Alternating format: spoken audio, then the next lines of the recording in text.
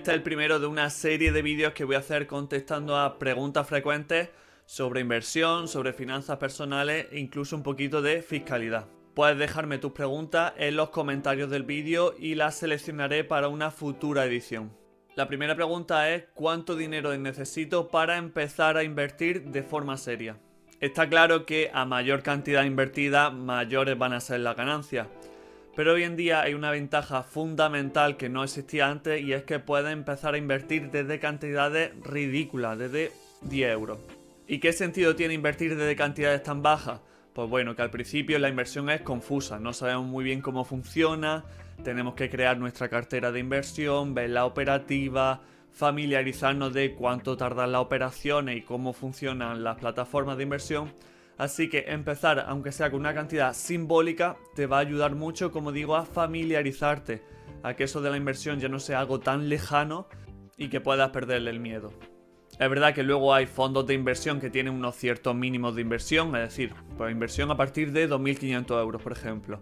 Y que servicios más profesionales, por ejemplo, mi servicio de gestión patrimonial está disponible a partir de 50.000 euros, pero como digo, cualquiera puede invertir, la inversión está accesible a todo el mundo. Lo que hay que hacer es empezar, aunque sea una cantidad muy humilde, pero empieza, vete familiarizando y luego pues poco a poco va añadiendo, poco a poco va haciendo crecer esa cartera de inversión. Siempre va a ser mejor tenerlo invertido que tenerlo parado en el banco, porque ahí seguro que no hace nada y de mientras el banco le saca partido. Segunda pregunta: ¿es seguro invertir o puedo perder todo mi dinero? Aquí depende del producto en el que inviertas.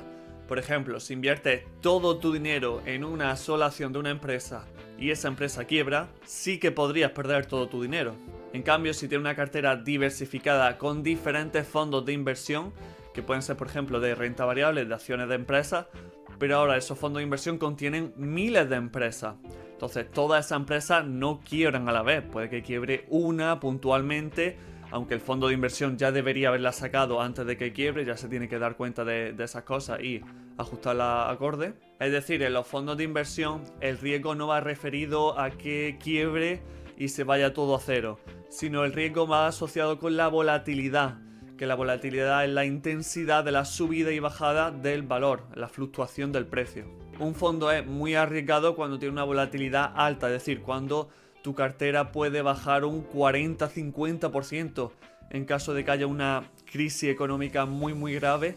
Y claro, esta bajada sigue siendo puntual, luego al final se acaba recuperando, pero el riesgo está en que necesites sacar ese dinero justo cuando está en el punto más bajo. Así que si inviertes en una cartera diversificada y en una plataforma confiable, no va a haber ningún problema. Tercera pregunta: ¿es bueno invertir en depósitos? Los depósitos son un producto financiero que se ha utilizado mucho históricamente. Al final, pues bueno, suena atractivo, ¿no?, que nos dé cierta cantidad de dinero asegurada al cabo de un periodo de permanencia de 3 meses, 6 meses, un año, etc. Hay diferentes periodos de tiempo para los depósitos. Pero ¿qué pasa? Que justo cuando los depósitos son atractivos, también son atractivos alternativas a los depósitos. Alternativas como fondos monetarios o fondos de renta fija de ultra corto plazo. ¿Y por qué son estos productos mucho más atractivos que los depósitos? Pues bien, primero porque dan una rentabilidad ligeramente superior. Y segundo, por la flexibilidad. Es decir, en los depósitos tienes el dinero parado, un dinero ahí rehén que no lo puedes rescatar, porque si no, o no te da la rentabilidad o incluso puede que tengas penalizaciones. En los fondos tú tienes toda la flexibilidad del mundo, puedes quitar y añadir dinero conforme lo necesites.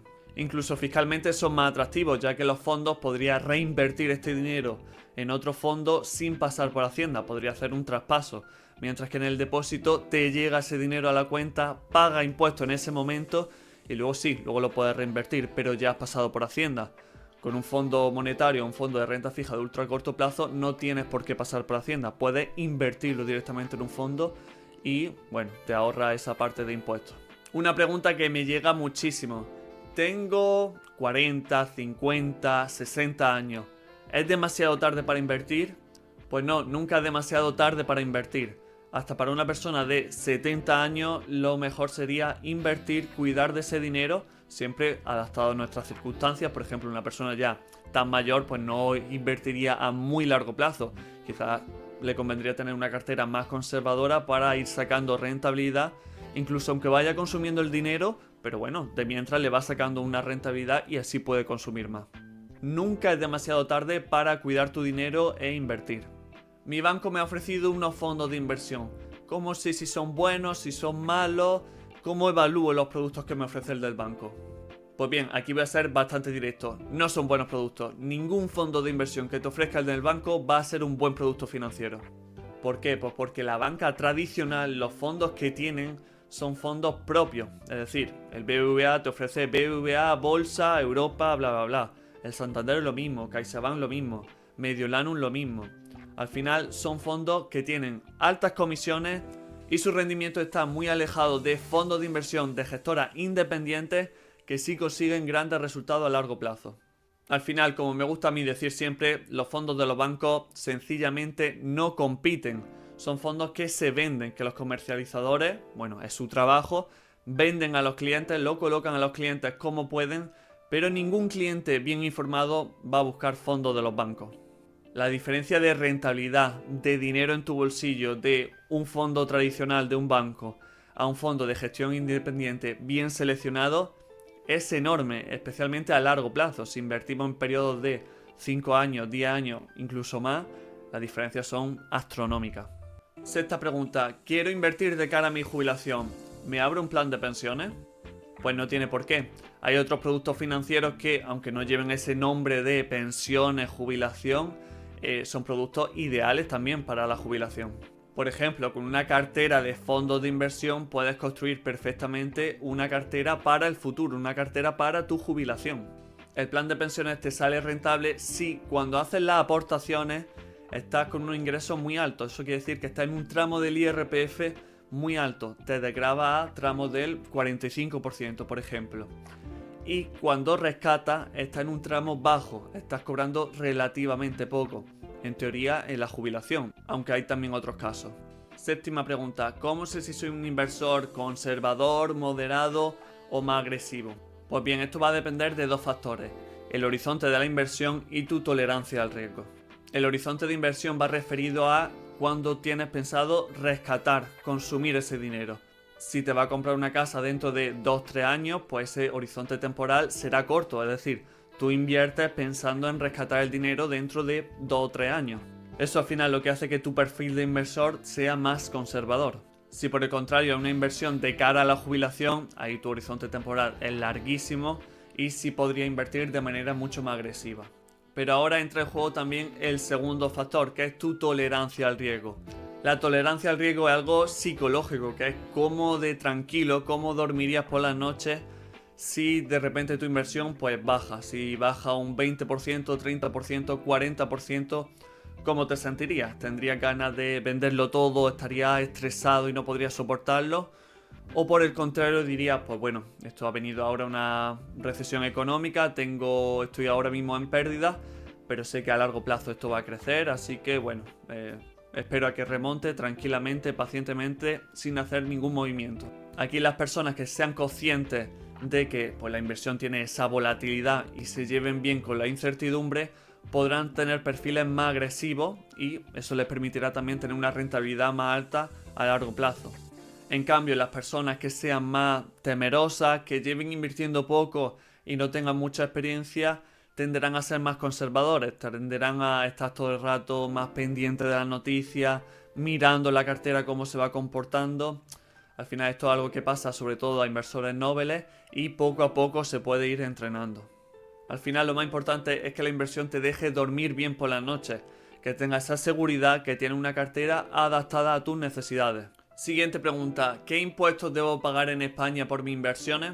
Por simplificarlo mucho, hay dos tipos de tabla impositiva, la tabla del trabajo y la tabla de ganancia del capital. En la tabla del trabajo es donde van tus ingresos por tu salario, ya sea por cuenta ajena o por cuenta propia. Y en esta tabla, que es más alta, o sea, se pagan más impuestos que en la tabla de ganancia del capital, también van, por ejemplo, tus ingresos por alquileres o los rescates de los planes de pensiones. Por otro lado, tenemos la tabla de ganancias de capital. Aquí va el dinero, por ejemplo, que ganas con los depósitos, que ganas cuando vendes fondos de inversión, que lo que tributa es por la plusvalía, es decir, por la diferencia pues el dinero que ha ganado en realidad, por la diferencia del precio de venta menos el precio de compra. Y se aplica esta tabla que en los dos casos, tanto en la tabla del trabajo como en la tabla de ganancia del capital, va escalonado, va por tramos. ¿Cuánto tiempo tengo que dejar mi dinero invertido para sacarle rentabilidad? Aquí de nuevo hay que traer el concepto de horizonte temporal de la inversión. Si tú buscas invertir a 10 años, va a tener productos de inversión diferentes que si buscas invertir a un año. En una pregunta anterior hemos visto los fondos monetarios y fondos de renta fija de ultra corto plazo, que son similares a los depósitos, tienen un perfil similar y pues desde el primer día está generando dinero, es bastante lineal, es decir, cada día tiene un poquito más de dinero que el día anterior y bueno, parecido a una cuenta corriente, una cuenta remunerada pero que da todavía más rentabilidad. Y claro, ahí desde el primer día, como digo, estás generando dinero y si quieres tenerlo durante 2 meses, pues esos 2 meses algo va a sacar. Estos productos están bien para la liquidez, pero cuando hablamos de la inversión hablamos de medio y largo plazo normalmente, porque es ahí donde puedes tener una cartera más agresiva y conseguir rentabilidades mucho mayores.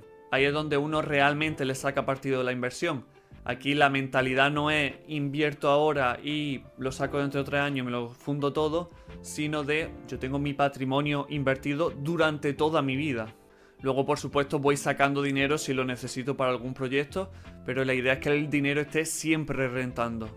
Hasta aquí el vídeo con algunas de las preguntas más frecuentes que soléis tener. Si te han surgido más dudas, déjamelas en los comentarios y las seleccionaré para una futura edición.